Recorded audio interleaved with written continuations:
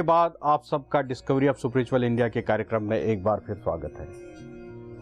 हमारी चर्चा चल रही है धर्म के बारे में, मानव के बारे में, और अनेकों धर्म जो आज संसार को चला रहे हैं और जिस तरीके से चला रहे हैं कि जहाँ पर आदमी की हत्या हो रही है, आदमी को आदमी नहीं समझा जा रहा है, एक दूसरे के साथ लड़ाई झगड़ा कर रहे हैं, तो ऐसे धर्म पर आप क्या कहना चाहते हैं महाराज श्री? क्या ये सही धर्म में लिखा होगा? हमारे ग्रंथों में क्या ये लिखा है? क्या किसी मानव को मारना, किसी मानव पर अत्याचार करना, किसी महिला के साथ में बदसलूकी करना, क्या ये हमारे धर्म की शिक्षा है या नहीं है?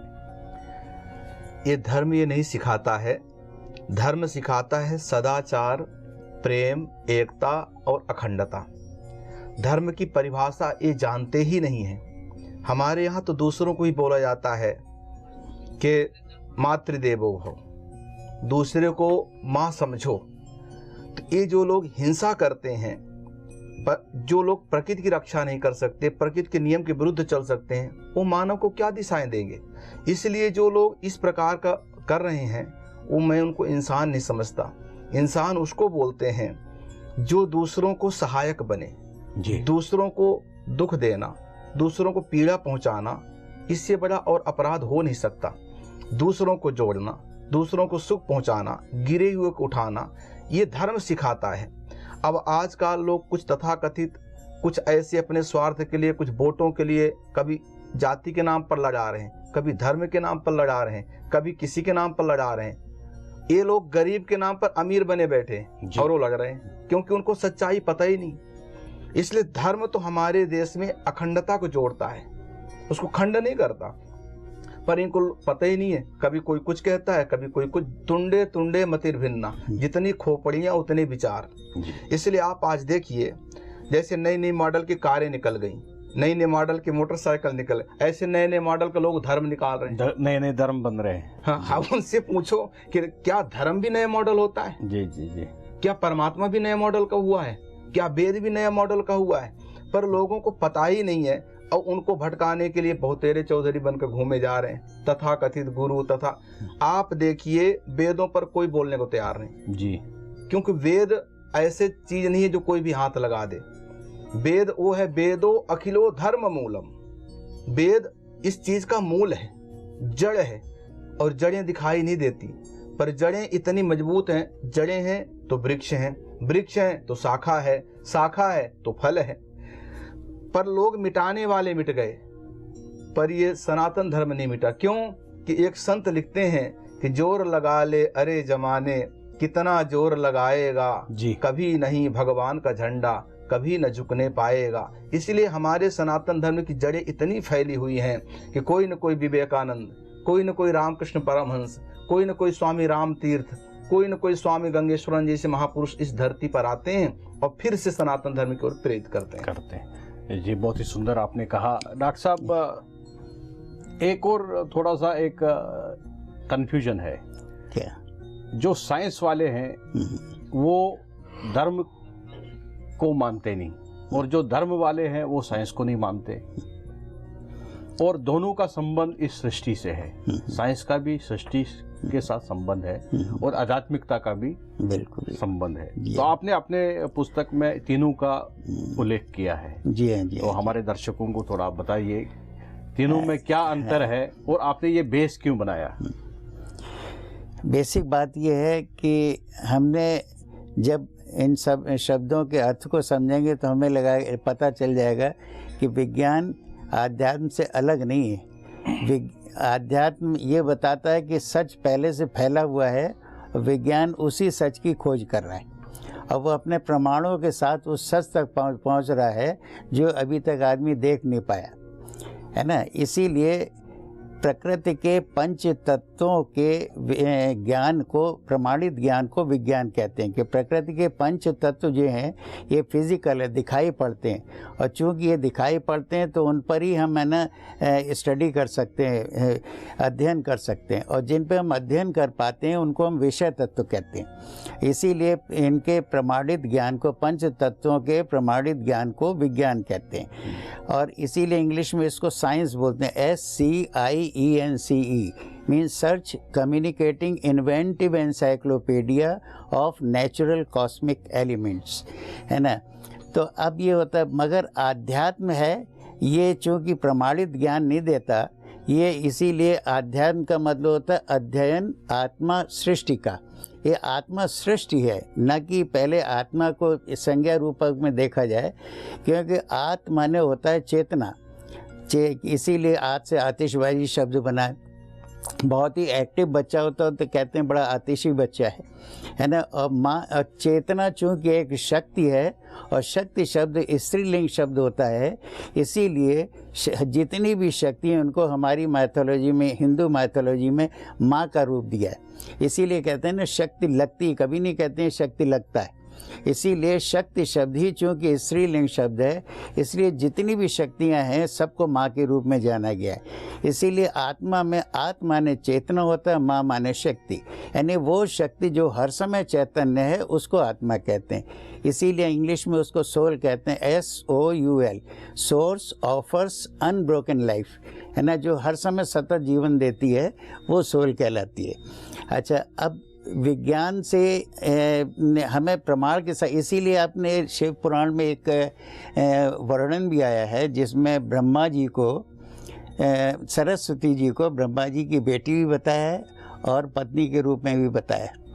जबकि ग्रंथ में ये बातें कि पात्र डाल के कुछ सच को बताने की कोशिश की गई थी। इस सच से लोग दूर इसलिए थे क्योंकि इसके भाव को समझा नहीं। हकीकत क्या थी कि विज्ञान जो है ना, ये ब्रह्मांड में जो पूरा ज्ञान फैला हुआ है वो उसके ज्ञाता ब्रह्मा है। ब्रह्मा माने ब्रह्म का ज्ञाता जी, है ना। और सरस्वती विज्ञान की परम शक्ति मानी जाती है, इसलिए क्योंकि विज्ञान चूँकि सबूत के साथ देता है तो हमारे सिर को वो आश्वस्त करता है। तो सिर को आश्वस्त करने वाली शक्ति सरस्वती कहलाती है ना।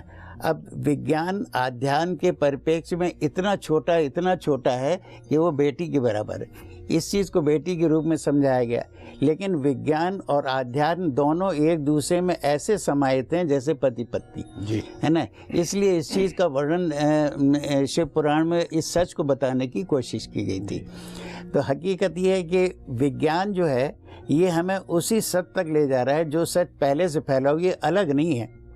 और जहाँ तक है कि ऊपर जिसको हम ब्रह्म कहते हैं, जिसने सृष्टियाँ रची हैं, है ना, उसने इस संसार को रचा ही इसीलिए है कि मनुष्य किस तरीके से हमारे इस उद्देश्य को पालन करता है, पूरा कर पाता है कि हम विज्ञान को किस तरीके से हम आध्यात्म से मिला सकें और उसके समांतर, उसके पैरेलल में ला सकें। वो इसी चीज़ को देखना चाहता है। महाराज जी, क्या एक ऋषि और एक वैज्ञानिक दोनों का इस सृष्टि में रोल एक जैसा है कि अलग है? जैसे डॉक्टर साहब जी ने कहा ना, ऋषियों का रोल महत्वपूर्ण है क्योंकि ऋषियों के देन है ये सब जी। ज्ञान पहले है, विज्ञान बाद में। शरीर है तो परछाया है। जैसे हमें ज्ञान हुआ कि ये अग्नि है जी, तो अग्नि का ज्ञान हुआ तो अग्नि से बचने के लिए हमने चिमटे का आविष्कार किया, वो विज्ञान है। तो किसी चीज को बनाना, जैसे हम नहाते हैं, ये देखा है जल है, पर इसको उठाकर डालने का अर्थ वो विज्ञान है। तो इसलिए ज्ञान पहले है और विज्ञान बाद में है। इसलिए भागवत में चतुश्लोकी भागवत का उपदेश देते हुए कहा है कि ऋथे अर्थम यद प्रतीयेत चात्मनि यद विद्या आत्मनो मायाम यथा भासो यथा तमः। जैसे हमको ज्ञान हुआ, पहले ज्ञान नहीं, रस्सी को देखा, हमें भ्रम हुआ कि अरे ये तो सर्प है और हम डर के मारे भागे। पर जैसे उसका ज्ञान हुआ तो वैसे भ्रम की निवृत्ति हो गई। तो उसको उठाने के लिए, हटाने के लिए हम तुरंत विज्ञान का सहारा लेंगे, कोई लकड़ी लाएंगे, कोई ऐसे यंत्र बनाएंगे कि उसको हटाया जाए ताकि कोई भ्रमित न हो। इसलिए ज्ञान सर्वोपरि है। इसलिए कहते ज्ञान जैसा पवित्र चीज और कुछ नहीं संसार में। इसलिए ज्ञान जैसा पवित्र, ज्ञान जैसा श्रेष्ठ। दूसरी बात है, ज्ञान जानने की योग्य वस्तु नहीं है, ज्ञान अनुभव का विषय है। जैसे किसी गूंगे को आप मीठा खिलाए, उससे पूछे कितना मीठा है, तो जैसे गूंगा को ज्ञान तो है पर वो वर्णन नहीं कर सकता, पर उसको आनंद आया उस चीज का। ऐसे ईश्वर जो है ना तो अनुभव का विषय है, विज्ञान का विषय नहीं है। अब पूछे कि सूर्यों को करोड़ों वर्षों से कौन उदय करता है, चंद्रमा में शीतलता कौन प्रदान करता है, ये करोड़ों वर्षों से ऑक्सीजन बह रही है, चल रही है सतत और बिल्कुल कंट्रोल में चल रही है जी, तो इसको कौन चला रहा है? आखिर चलाने वाला तो कोई है, और जो चलाने वाला है उसको बोलते हैं ईश्वर। कर तुम अकर तुम अन्यथा सा समर्था सा ईश्वरा, जो सब कुछ करने में समर्थ है, इसीलिए वो अनुभव का विषय है। और वो अनुभव फिर ज्ञान के द्वारा विज्ञान और फिर जनमानस में वो चीज पहुंचती है।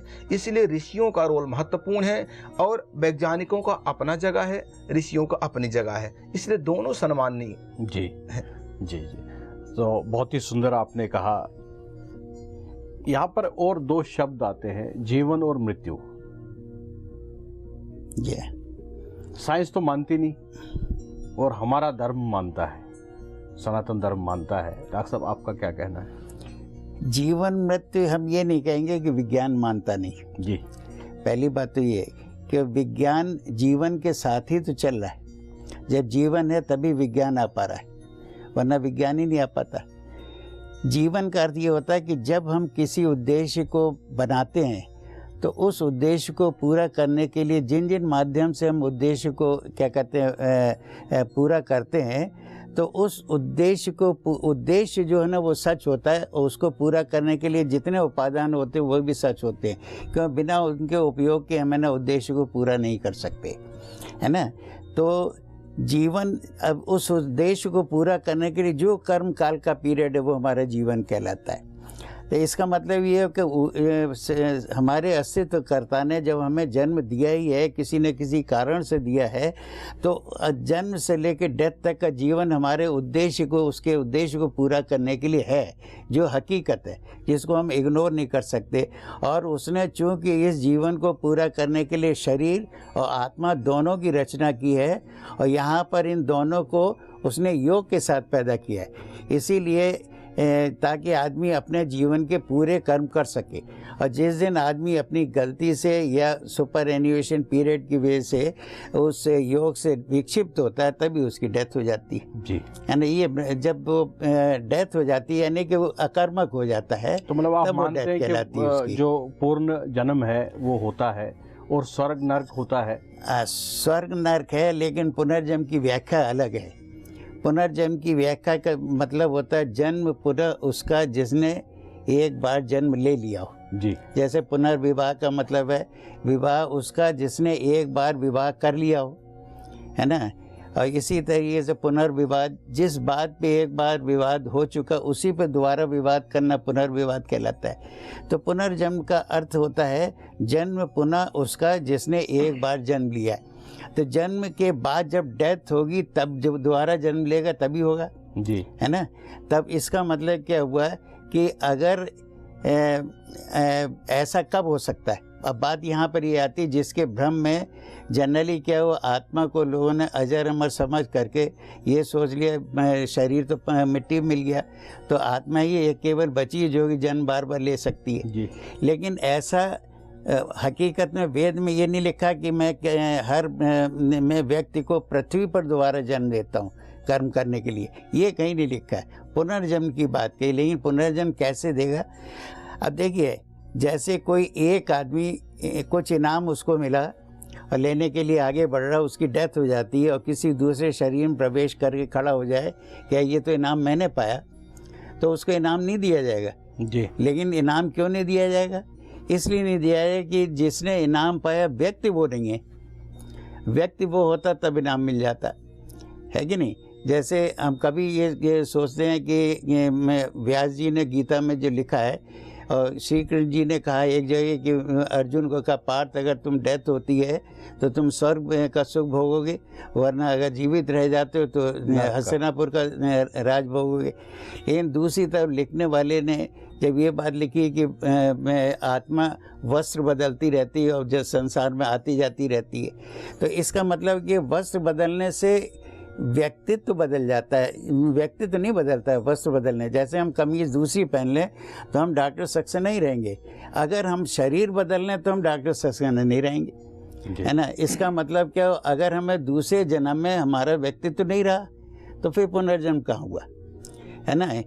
ठीक इसीलिए एक आदमी किसी की हत्या करके भाग रहा है, डेथ हो जाती है, किसी दूसरे शरीर में प्रवेश करके खड़ा हो जाए, क्या ये तो मर्डर मैंने किया, लेकिन उसको नहीं पकड़ा जाए। क्यों नहीं पकड़ा जाए? क्योंकि व्यक्ति वो नहीं है जिसने मर्डर किया।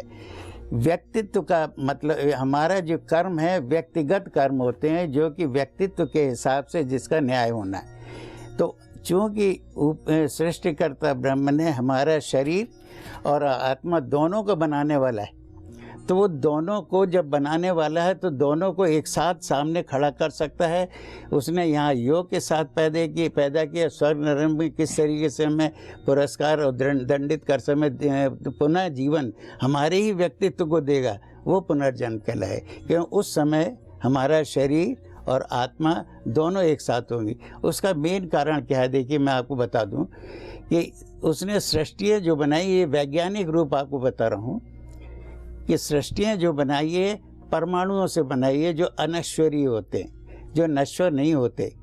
प्रकृति को जिन परमाणुओं से बनाया उसमें भार दिया तो वो ज़्यादा अपना विक्षेपण नहीं कर सकते जी।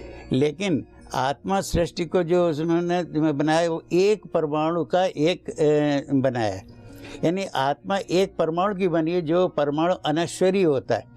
इसीलिए आत्मा को अजर अमर कहा जाता है जी। क्योंकि वो मर नहीं सकती, इसलिए क्योंकि एक परमाणु की बनी हुई। वैसे हमारा शरीर डेथ के बाद जब विघटित होता है तो विघटित होते होते अंत में परमाणु में जाकर फिर स्थिर हो जाता है। इसीलिए विज्ञान इस बात को कहता है मैटर नेवर फिनिशेस, है ना। यानी कि शरीर भी पंचतत्व में मिलने के बाद उसका अस्तित्व रहता है। अब वो ब्रह्म जिसने एक एक परमाणु की रचना की है, एक एक परमाणु की रचना की, वो उस परमाणु को जानता है, तो उनको इकट्ठा करके फिर उसी रूप को सामने लाके प्रस्तुत करके उसके जीवन का अंडर विजिलेंस एक्शन न्याय करेगा जी, है ना। तो बहुत ही सुंदर चर्चा रही हमारे दूसरे सत्र में। हमने ये जाना कि किस तरीके से आज के बहुत सारे पॉलिटिशियन और धर्मगुरु लोगों को दिग्भ्रमित करते हैं, धर्म के नाम पर उनके साथ धोखाधड़ी करते हैं और उनको आपस में लड़ाते हैं, आपस में झगड़ा होता है और एक दूसरे को वो इवन गोली भी मारते हैं। हमने ये भी जाना स्वर्ग और नरक क्या है, पूर्ण जन्म क्या है, और हमने ये भी जाना कि जीवन और मृत्यु के बारे में भी डॉक्टर साहब ने चर्चा की। ये टॉपिक अभी चल ही रहा है, इस पे हमें अभी महाराज जी से भी बात करनी है। यहाँ मैं एक छोटे से ब्रेक के लिए रुक रहा हूँ। ब्रेक के बाद में महाराज जी के साथ में हम ये चर्चा जारी रखेंगे।